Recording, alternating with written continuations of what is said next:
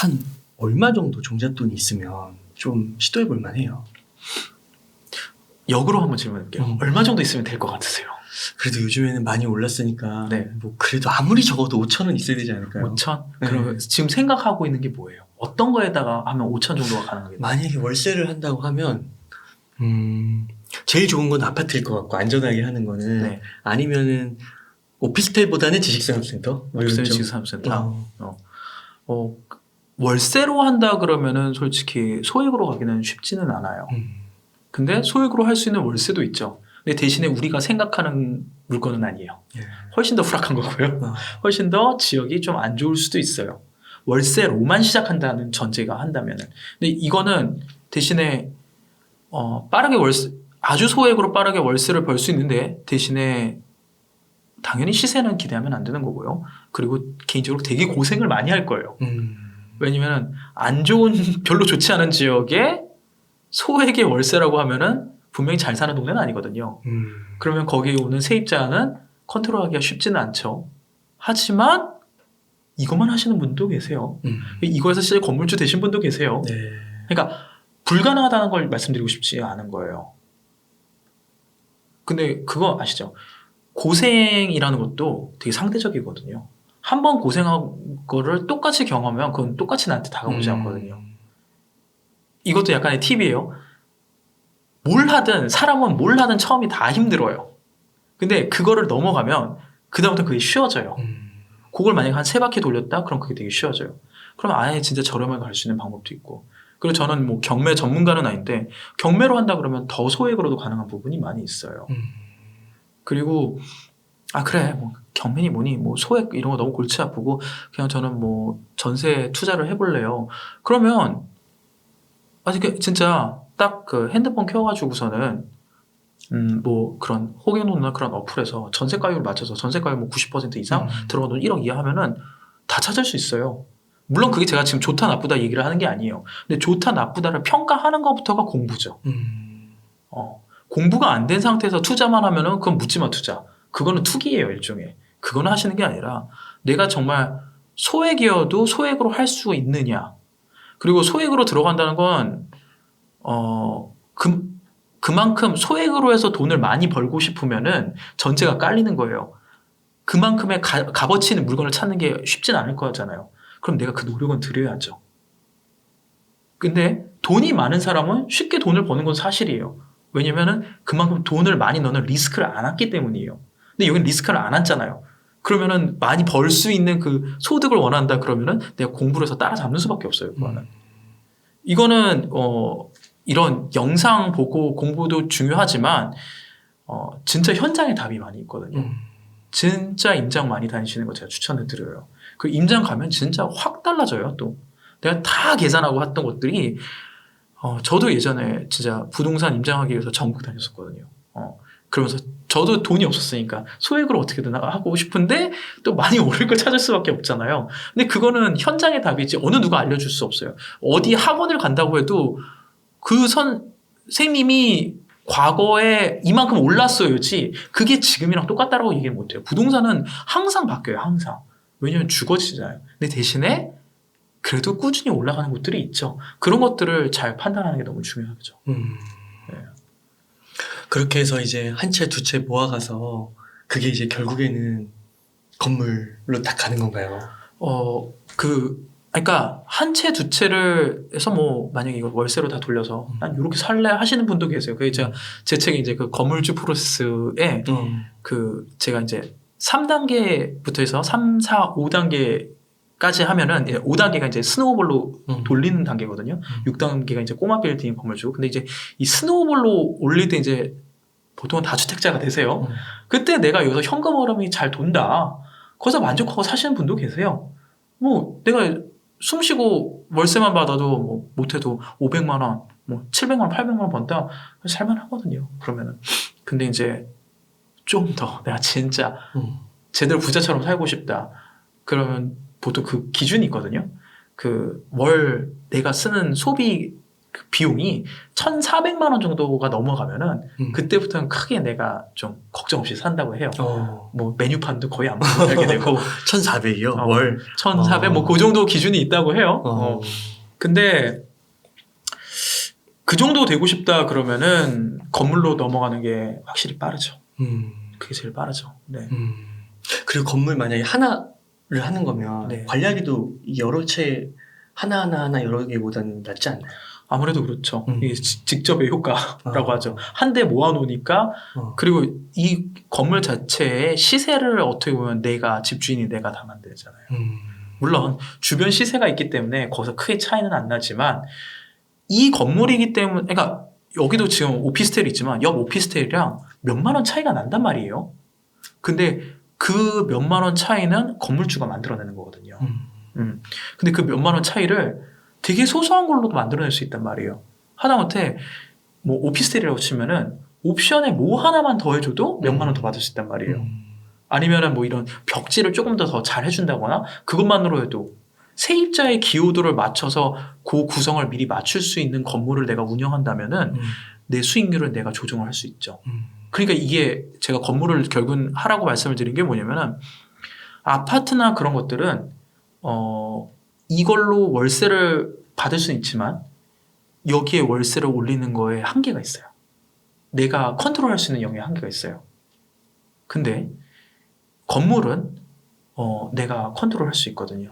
아까 얘기했던 작은 옵션 하나하나부터 시작해서 아니면 제가 이 건물 가치를 올리는 뭐 1층의 상가 구성이라든지 이런 거를 맞췄을 때 올릴 수 있는. 그러니까 건물부터는 제가 그냥 노골적으로 말씀드리면 좀 사업이에요, 사업.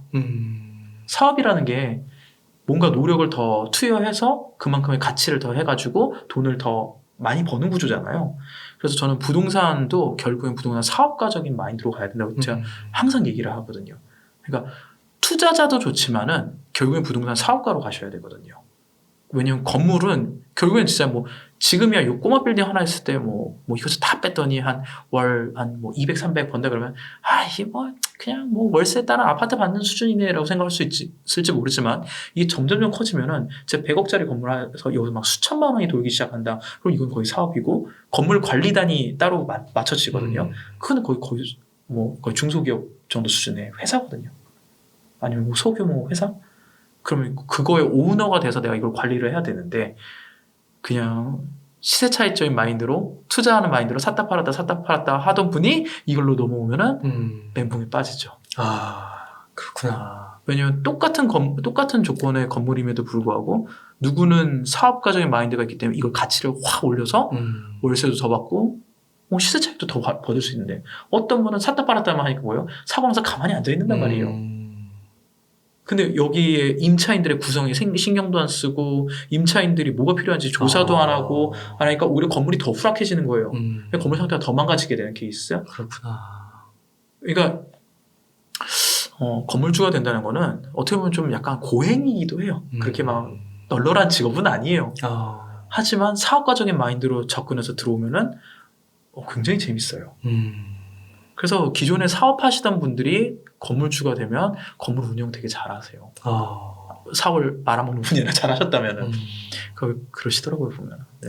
그렇군요. 야, 역시 이게 건물주가 되시고 또 건물주를 많이 만나시고 하니까 이런 이야기를 들려줄 수 있으신 것 같아요. 그러면은 이제 이 책이 그 내 아이 건물주 되기 어떻게 보면은 약간 프로젝트 같은 거잖아요. 네. 그래가지고 이제 이 방송을 들으시는 분들이 그래 진짜 이게 맞는 것 같다. 자본주의 사회에서 맞는 것 같고 정말 한번 나 먼저 한번 이렇게 해보자 이렇게 마음을 강하게 먹으신 거예요. 이제 이분들이 이제 좀 지금 시작을 한다고 하면 또 대략적인 기간도 있을 거고 자금도 있을 거고 너무 이게 좀 큰 질문이긴 한데 네. 대략적인 한번 프로세스 한번 그려주실 수 있으실까요? 청사진. 우선 제가 이제 건물주 프로세스 제 책에 나온 내용 하면은 약간 한번 들어보면 좋은 게 첫 번째로 1단계로 얘기하는 거는 일단 저는 그 마인드 얘기를 되게 많이 해요. 첫째도 마인드, 둘째도 마인드, 셋째도 마인드. 마인드, 부자 마인드.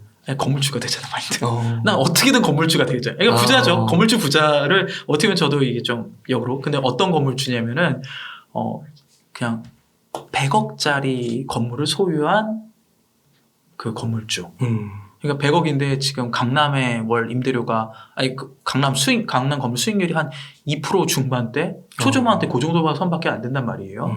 그러면은 뭐 2억이다. 그러면은 뭐 한 달에 돌아가는 돈이 그래도 뭐 1,000에서 2천만 원, 2천만 원대 요 정도 왔다 갔다 한단 말이에요. 그 여기서 이제 대출 많이 받았다면 빼야 되는 거죠. 대출 받으면 빼야 하는 건데 일단은 대출 없다는 전제하에서 그럼 제가 아까 얘기했던 한 1,400만 원 정도 구조가 만들어지거든요. 그 정도 운영하면은 내가 그래도 크게 걱정하고 살진 않아요. 뭐 웅달리는 만약 누군가 한 달에 한 400만 원씩 준다. 그러면 이 유튜브 하실까요? 네, 아무튼 그래서 저는 근데 거기에 목적을 두고 일단은 시작은 해야 된다는 거죠. 왜냐면은 모든 게 시작이 그 마음먹기에서부터 시작이 되거든요. 그래서 1단계는 거의 마지막 단계 갈 때까지 계속 깔려 있어야 된다고 보는 게 맞을 것 같아요. 그리고 이제 2단계는 이제 공부를 해야죠. 공부했는데 이제 경제랑 부동산 공부를 좀 하셔라. 근데 진짜 돈 되는 경제, 그리고 정말 부동산도 기초적인 것부터 시작해서 거기서 이제 경험도 솔직히 쌓으셔야 되고요. 아까 얘기했던 아무도 모르는 사람한테 당장 부동산 투자하는 건 말이 안 돼요. 최소한 내가 공부를 해야죠. 불이익은 탈출을 해야 될 거 아니에요. 그리고 이제 3단계가 저는 그 얘기를 하거든요. 소액으로 일단 빠르게 투자를 한번 해보자라고 얘기를 하거든요. 진짜 사야 되는 거군요. 사야죠. 근데 이게 왜 그러냐면 돈이 들어가지 않으면 또 사람이 공부를 안 합니다. 그래서 누구는 또 그런 얘기를 해요. 선투자 후 공부라고. 근데 그렇다고 제가 막 또 이거 사라 그랬더니 알겠습니다. 갑자기 막 오피스에 가서 막 뭐 저 진로 갔어요. 이걸 원하는 게 아니라 어느 정도 공부를 하고 아까 제가 얘기했던 이 밸런스를 맞추는 거. 여기서 제가 하나 또 첨언을 드리면은 처음에 들어가는 돈이 너무 크면 안 돼요. 그리고 그것도 생각하는 거예요. 첫 투자가 좋으면 제일 좋겠죠. 근데 실패할 확률, 그러니까 별로 성공하지 않을 확률도 굉장히 높아요. 근데 이걸 빨리 경험을 좀 해봤으면 좋겠어요. 그래야 1, 2천이든 3, 4천이든 1, 2천이든 3, 4천이든 그 돈은 내가 혹 잃어버린다고 하더라도 내 인생 사는데 그렇게 크게 영향 미치진 않아요. 근데 어떤 분들은 평생에서 1억이든 2억이든 모아서 한번 딱 들어가는데 이게 잘못돼 버리면 이거는 회생 불가해요. 그래서 제가 종잣돈 얘기할 때 좀 조심스러운 게 뭐냐면 많은 분들이 이제 1억 얘기를 많이 한단 말이에요. 틀린 얘기는 아닌데 1억을 갖고 넣었는데 이게 흔들려 버리면은 보통 일반 직장인이 1억 모으는데 뭐 10년 걸린다고 그런 얘기를 한단 말이에요. 뭐 다른 재테크 안 했을 때. 그럼 10년의 인생이 흔들려 버리거든요. 맞아요. 근데 모든 게 아까 제가 얘기했듯이 경험이라 그랬잖아요. 그러면 경험은 실패든 성공이든 빨리 해보는 게 중요하단 말이에요. 그럼 빨리 접근하려면 어쩔 수 없이 돈이 많이 들어가지 않은 상태에서 해봐라 라는 거를 제가 이야기를 해드리고 3단계는 제가 이제 2단계에서 공부를 했으니까 3단계는 이제 종잣돈을 모으라라고 이야기를 하거든요. 근데 종잣돈을 모을 때 제가 두 가지 관점을 얘기를 해요. 부동산 투자로 전 종잣돈을 다 마련하라는 이야기를 하지를 않아요.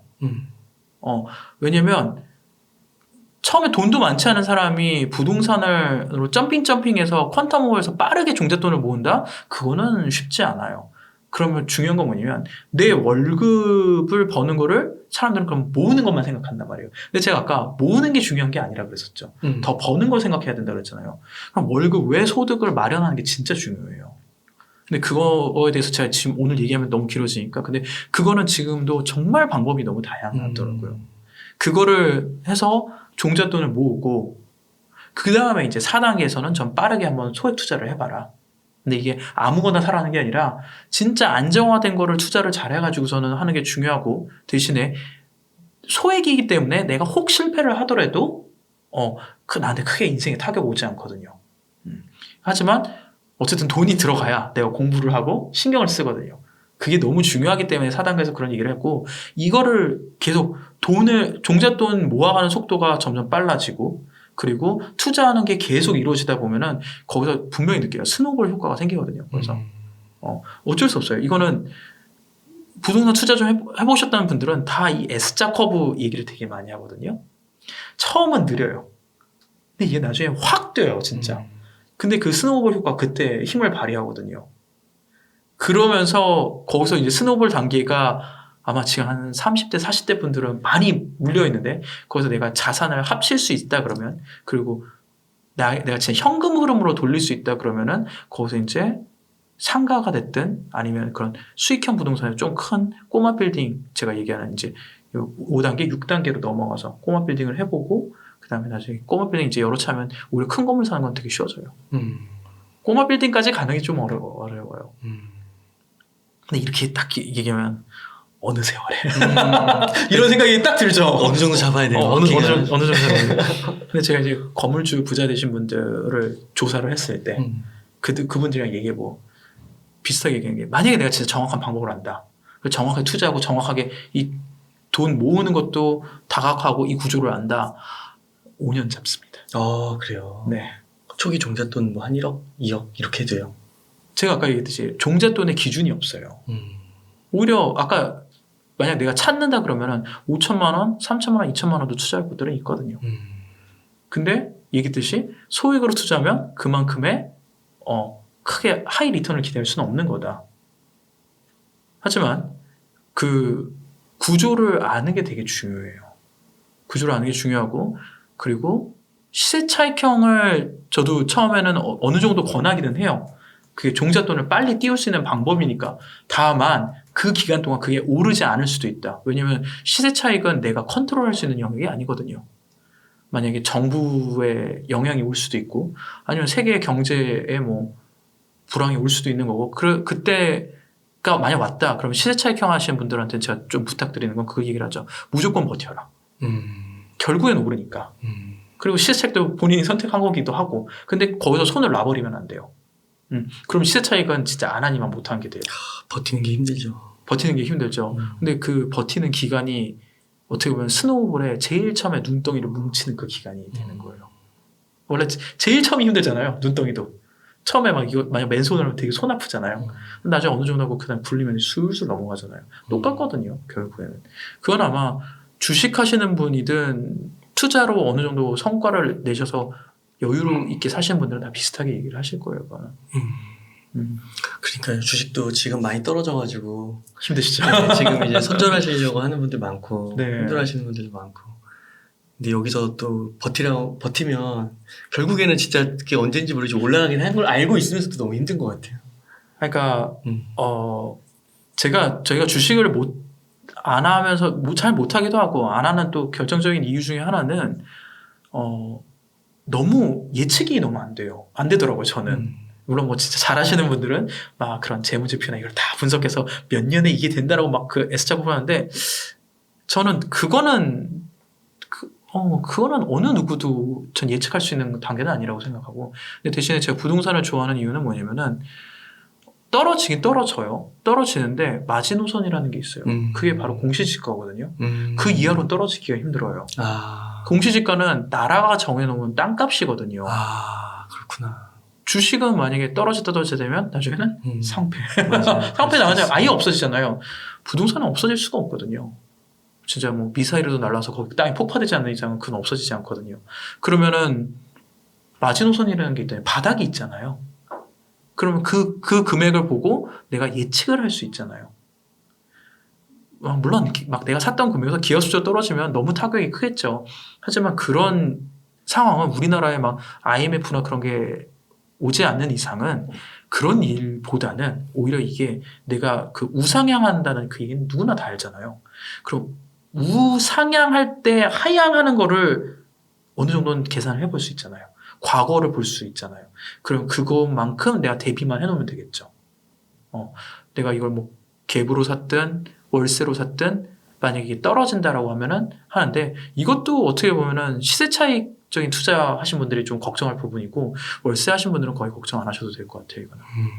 왜냐면 월세는 떨어진 적이 없거든요. 네. 거의 없죠. 주인이 깎아주지 않는 이상. 네. 그럼 월세는 파는 건 아닌가요? 월세는 파는 건 아니죠. 애초에 살 때부터 기본 마인드는 모아가는. 그러니까 그런 식인 것 같아요. IMF나 금융위기 때 막 이게 막 이자를 막 감당 못 해가지고서는 사람들이 막 집을 내놓고 그래서 집값이 많이 떨어졌단 말이에요. 근데 그때 이런 월세형이나 수익형은 많이 안 떨어졌어요. 왜냐면 일단 금액이 쌌고 그리고 중요한 건 뭐냐면 내가 되게 그런 힘든 시기에 뭘 따박따박 돈이 나오잖아요. 그럼 굳이 그거를 매도할 이유가 없죠. 내가 힘들 때 가장 힘이 되는 거니까. 그래서 저는 이런 표현하거든요. 그 황금알을 낳는 거위가 있다 그러면 절대 배를 가르면 안 되겠죠.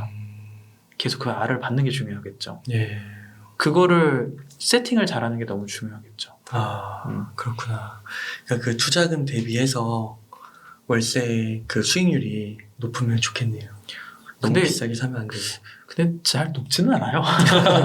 특히나 만약에 그런 월세가 좋다는 걸 아시고 접근하셨는데 해도 진짜 뭐 3%대 잘 나와도 4% 5%대 정도 수준. 만약에 지방에 가면 좀 더 높기는 해요. 솔직히 지방이 더 유리한 건 맞거든요. 근데 지방은 또 관리하는 게 쉽지는 않죠. 내가 만약 지방에 살고 있다면은 저는 그것도 굉장히 좋은 투자라고 생각을 해요. 근데 내가 관리가 너무 힘들다 그러면 어쩔 수 없이 서울에 사시는 분은 서울 경기권 정도 수준이겠죠. 근데 그것도 만약에 내가 본업으로 이것만 한다 그러면은 못할 것도 없어요. 또 보면은 실제로 그렇게 하시는 분들도 계시고요. 그럼 맨 마지막에 그 건물주가 돼서 그걸 사업적 마인드를 갖고 접근을 했을 때 그 또 가치를 올릴 수도 있는 거니까. 그렇죠. 예, 와, 그런 관점은 또 되게 새로운 것 같습니다. 네, 저는 그래서 그 사업가적인 마인드가 너무 중요하다. 그러니까 내 본업 외에 더 다른 추가 소득을 얻으려고 해도 그건 사업밖에 없거든요. 뭐 투잡을 뛰지 않는 이상. 근데 투잡은 한계가 있거든요. 시간의 한계도 있고 물리적인 내 힘과 에너지의 한계도 있고. 그럼 그게 아니라 내가 상품을 만들어서 팔든 뭐 해가지고 추가 소득을 버는 거. 그거를 저는 딴 거 다 필요 없이 1년에 딱 50만 원만 더 버는 구조를 한번 만들어 보라고 말씀을 드려요. 아, 처음에요? 처음에. 너무 어렵게 가지 말고. 막, 뭐, 파이프라인이니, 뭐, 재테크니 해가지고 막 자꾸 사람들이 크게 생각하는데, 그러지 말고. 1년에 50? 한 달에 50? 그러니까, 1년을 노력해서 한 달에 50. 1년. 근데 그것도 안 된다? 그러면 일단 한 달에 10만 원이라도 한번 만들어 보자는 거죠. 근데 1년 노력했는데 한 달에 10만 원 충분히 가능하거든요. 할 수 있죠. 네, 정말 방법이 너무 많거든요, 요새. 50도 솔직히 말하면 되게 우스운 걸 수도 있어요. 근데 저도 저는 이제 부동산 투자를 먼저 했지만, 결국은 이쪽 사업가적으로 이걸 해서 테스트를 해봤거든요. 요새 뭐, 소위 그 신사임당님은 뭐, 당근이를 최대 돈 벌기 쉬운 거라고 해서 한번 시도를 했더니, 처음엔 돈이 안 되더라고요. 진짜 푼돈이더라고요. 뭐 이런 유튜브도 처음에 구독자 안 늘고, 겨우 뭐 수익화해도 한 10만 원 받나? 뭐 그런 거잖아요. 근데 꾸준히 하고 했을 때 이게 기하급수적으로 늘어나는 게 있거든요. 그게 뭐 전자책 시장도 그렇고. 저도 거기에만 한번 올인을 딱 했더니 진짜 단기간 내에 몇백만 원이 확 되더라고요, 결국에는. 이건 이거대로 놔두고. 그러면서 여기서 벌어들인 소득으로 부동산 투자가 또 이루어지는 거고. 이게 같이 병행해야 되거든요. 진짜 지금 저한테 오신 그 신흥 젊은 건물주분들, 30대의 건물주 되신 분들이 계시거든요. 그 분들이 다 이런 사업, 어떻게 보면 인터넷 사업 하셔가지고서는 굉장히 빠르게 오셨단 말이에요. 또 이렇게 얘기하니까 또 그럼 뭐 인터넷 사업이 정답이냐? 근데 해봤더니 돈 안 되더라. 또 이런 얘기 되게 많잖아요. 근데 그것도 맞기는 맞아요. 왜냐면 뭐 쿠팡이나 아마존, 이커머스 이런 거 하시는 분들 되게 많잖아요. 근데 그런 분들이 월 100만 원도 못 벌거든요. 전체 인원 중에 한 7, 80%는 100만 원도 못 버시는 것 같아요. 근데 중요한 건 항상 그 인계점이 있거든요. 그걸 못 넘어가더라고요. 네. 그래서 저한테 그때 오셨던 분도 그 쿠팡 잘해서 나중에 이제 점점 확장을 하셨는데, 그래서 결국에는 그분도 저희 마포구 쪽에다가 건물 사셨거든요. 야, 네. 그렇구나. 예. 세상이 좀 많이 좀 다른 거죠. 그래서 저는 이런 관점으로 내 인생도 사업화를 하셔야 되고, 그리고 부동산도 결국에는 건물주가 되려면 부동산 사업적인 마인드로 가라. 이게 월세형도 결국엔 사업이거든요. 관리하는 것도 다 사업이잖아요. 그러니까 이게 오늘 진짜 너무 참 이렇게 생각을 전환시켜 주신 게, 뭔가 건물주, 뭐 이런 부동산 투자 이러면 그냥 하나의 재테크의 이런 패턴이라고도 이제 볼 수 있는데, 더 근본적으로는 그 환경, 내게 주어진 환경을 안정적으로 만들지 말고 뭔가 도전하고 좀 더 이렇게 사업가적인 기질을 발휘할 수 있는 그런 상태를 만들어서 결국 건물주가 되는 게 이게 단순 재테크 과정이 아니라 어떻게 보면은 이게 사업 같은 거죠. 네. 내 인생 사업. 맞아요. 인생 사업입니다. 야, 그 표현이 딱 맞고 네. 그 자수성가형 건물주분들은 다 이 스텝을 밟아서 가셨다고 보시면 될 것 같아요. 그 기본 마인드가 있었던 거죠, 이런 게. 그래서 제가 1단계로 아, 건물주 부자가 네. 된다라는 전제를 깔고 가야 되거든요. 왜냐면 수많은 난관에 부딪힐 수밖에 없어요. 일단은 직장 잘 다니던 사람이 뭐 좀 더 소득 올리겠다고 이런 거 노력하는 것도 어쨌든 도전이잖아요. 그렇죠. 근데 처음에 당연히 힘들죠. 안 해본 거니까. 맞아요. 그 뭐 유튜브 좀 처음에 유튜브로 돈 벌어보겠다고 찍는데 구독자가 그렇게 쉽게 느나요? 안 는단 말이에요. 그게 그렇게 이겨내야죠. 이겨내야 되는 거죠. 근데 중요한 건 제가 그걸 뭐 본업을 다 때려치우고 이걸 하세요를 얘기하는 게 아니라 본업을 하면서 이걸 병행을 하는 거고 부동산 투자를 하더라도 아까 얘기했듯이 남들이랑 다 똑같은 방식으로 해도 절대 부자가 못 되거든요. 이건 명확해요. 강남에 집을 갖고 있어도 부자가 아니거든요. 아까 우리 강남에 집을 갖고 있어도 생활이 더 어려워질 수도 있는 거거든요. 그걸 잘 따져서 내 인생 설계를 패턴을 맞추셔야 된다는 거죠, 이제. 예.